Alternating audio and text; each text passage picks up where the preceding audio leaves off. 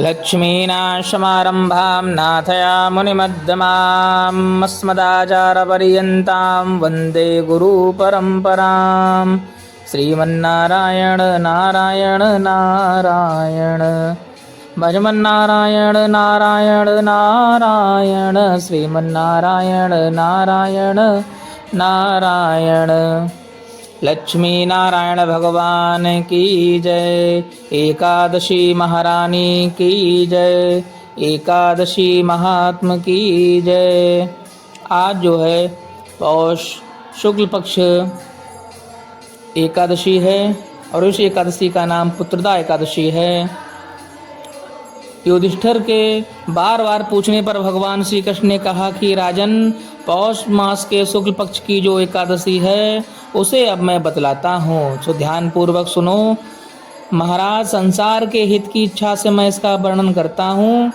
राजन, पूर्वोक्त विधि से ही यत्न पूर्वक इसका व्रत करना चाहिए। इसका नाम पुत्रदा है। यह सब पापों को हरने वाली है। उत्तम तिथि है। समस्त कामनाओं तथा सिद्धियों के दाता भगवान नारायण इस तिथि के अधिदेवता हैं। चराचर प्राणियों सहित समस्त त्रिलोकी में इससे बढ़कर दूसरी कोई भी तिथि नहीं है।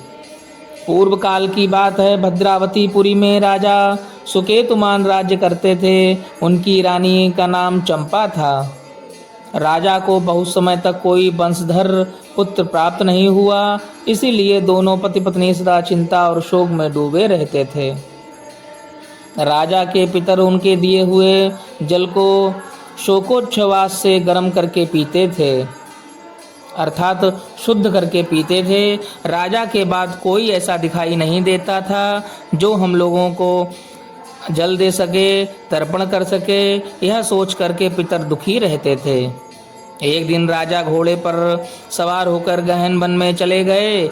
पुरोहित आदि किसी को भी इस बात का पता न था। मृग और पक्षियों से सेवित उस सघन कानन वन में राजा भ्रमण करने लगे। मार्ग में कहीं सियार की बोली सुनाई पड़ती तो कहीं उल्लुओं की जहां तहां रीछ और मृग दृष्टिगोचर हो रहे थे। इस प्रकार घूम घूम कर राजा वन की शोभा बढ़ा रहे थे। इतने में दोपहर हो गई। राजा को भूख और प्यास सताने लगी। वे जल की खोज में इधर उधर दौड़ने लगे। किसी पुण्य के प्रभाव से उन्हें एक उत्तम सरोवर दिखाई दिया, जिसके समीप मुनियों ने बहुत से आश्रम बना रखे थे। शोभाशाली नरेश ने उन आश्रमों की ओर देखा।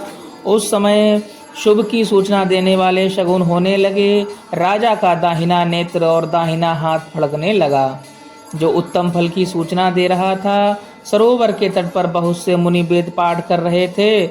उन्हें देखकर राजा को बड़ा हर्ष हुआ। वे घोड़े से उतरकर मुनियों के सामने खड़े होकर पृथक पृथक उन सबकी वंदना करने लगे, यानी बारी बारी से उनकी वंदना करने लगे। वे मुनि उत्तम व्रत का पालन करने वाले थे। जब राजा ने हाथ छोड़कर बार बार दंडवत प्रणाम किया, तब मुनि ने कहा कि हे राजन, हम लोग तुम पर बहुत प्रसन्न हैं।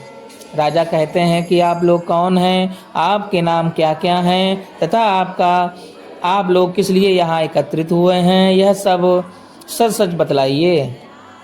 मुनि लोग कहते हैं कि राजन, हम लोग विश्वदेव हैं, यहाँ स्नान के लिए आए हैं। माघ निकट आया है। आज से 5वें दिन माघ का स्नान आरंभ हो जाएगा।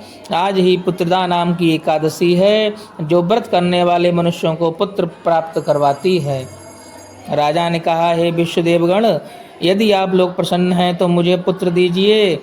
मुनि ने कहा कि हे राजन, आज के ही दिन पुत्रदा नाम की एकादशी है। इसका व्रत बहुत विख्यात है, तो आज इस उत्तम व्रत का पालन अवश्य करो।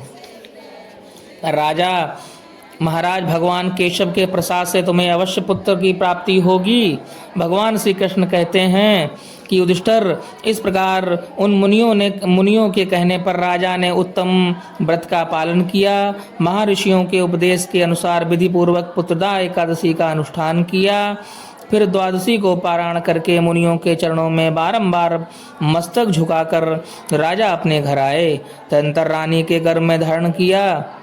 रानी ने गर्भ धारण किया। प्रसव काल में आने पर पुण्यकर्मा राजा को तेजस्वी पुत्र प्राप्त हुआ। जिसने अपने गुणों से पिता को संतुष्ट कर दिया वह प्रजाओं का पालक हुआ। इसलिए राजन, पुत्रदा का उत्तम व्रत अवश्य करना चाहिए। मैंने लोगों के हित के लिए तुम्हारे सामने इसका वर्णन किया है। जो मनुष्य एकाग्रचित्त होकर के पुत्रदा एकादशी के व्रत का महात्म सुनता है अथवा श्रवण करता है, वे सब इस लोक में पुत्र पा करके मृत्यु के पश्चात में स्वर्ग के गामी होते हैं। इस महत्व को पढ़ने और सुनने से अग्न्योष्टोम यज्ञ का फल प्राप्त होता है। इसमें कतई दो राय नहीं है। इसी के साथ में आज की कथा यहीं समाप्त होती है। शेष आगे की कथा अगली एकादशी को सुनाई जाएगी। बोलो एकादशी महारानी की जय, एकादशी महात्म की जय, लक्ष्मी नारायण भगवान की जय, वृंदावन बिहारी लाल की जय। जय जय श्रीमन्नारायण।